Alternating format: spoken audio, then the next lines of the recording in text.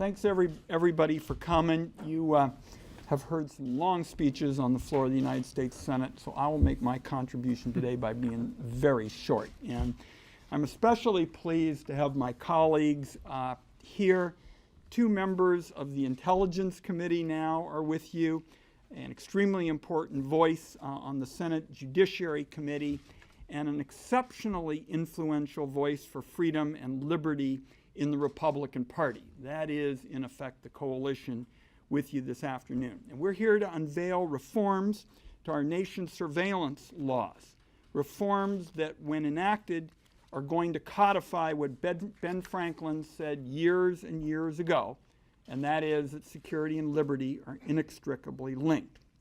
Today, we are introducing legislation that is the most comprehensive bipartisan intelligence reform proposal since the disclosures of last June.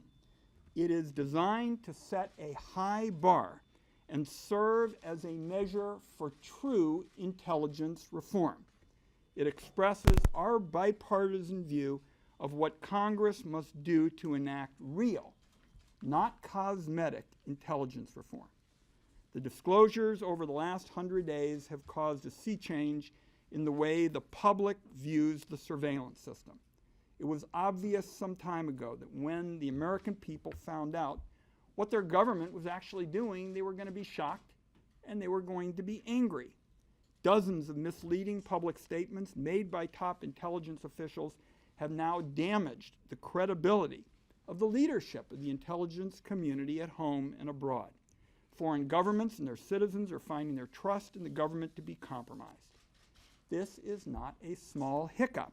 It's an economic problem, and most importantly, it is a national security problem. When friendly governments begin to question their relationship with the American intelligence community, there are serious national security implications.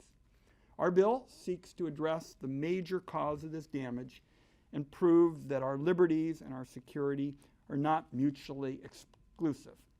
Let me just outline a few key provisions. First, we outlaw the bulk collection of the records of millions of law-abiding Americans. The bulk email and phone records programs have not provided unique value beyond what can be obtained from existing intelligence collection authorities. In fact, the email collection program was ended 2 years ago because it was ineffective, a cause that Senator Udall and I spent a lot of time focused on. This legislation allows the government to obtain the records of people connected to terrorism or espionage, but the dragnet collection of communications of law-abiding Americans ends with this bill. Second, we close the backdoor search loophole found in the FISA Amendments Act that gives the government the ability to search for Americans, law-abiding Americans' communications without a warrant. The law was intended to collect communications of foreigners, but tens of thousands of wholly domestic communications have been collected as well, and there is nothing in the law that requires the intelligence community to get a warrant before searching for Americans' communications in that pile. The backdoor searches loophole was originally closed in the 2008 reauthorization of FISA, but it was reopened when that bill was again reauthorized in 2011. Our bill closes tight this backdoor search loophole. We overhaul the Foreign Intelligence Surveillance Court, which is arguably the most bizarre court in America. Here we've taken the lead of Senator Blumenthal. He proposed recently to install a constitutional advocate to argue against the government's position in cases related to important constitutional liberties.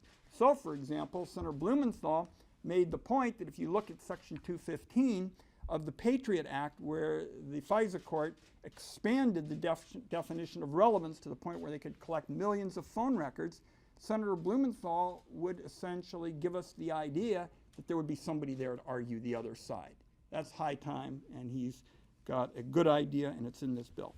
Finally, a especially important contribution was made by Senator Paul. It, as usual, comes from conversations that the two of us have had on these freedom issues, and we have included an expanded ability for Americans to fight surveillance laws in court.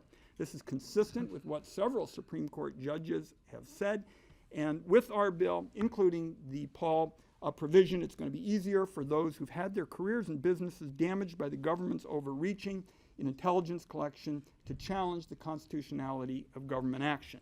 This principle, as I've noted, has been upheld by some judges, but it ought to be codified into law. Last point is we take steps to improve transparency, protect the abuse of national security letters, and strengthen prohibitions on reverse targeting.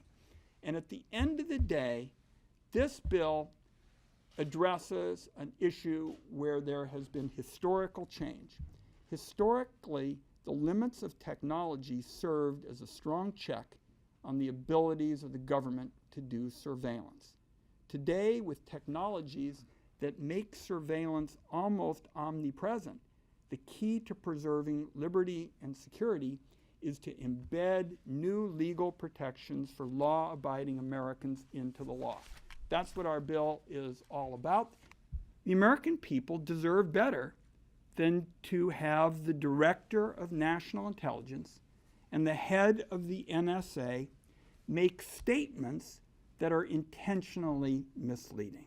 If you had told me 6 months ago that somebody would come up to me in the barber shop and ask me about the FISC court, I would have said, right. And what also is driving this reform effort is the synergy between those off Capitol Hill and on Capitol Hill. For example, a big victory for us recently was the Electronic Frontier Foundation lawsuit that exposed the thousands and thousands of violations of the privacy rights of the American people.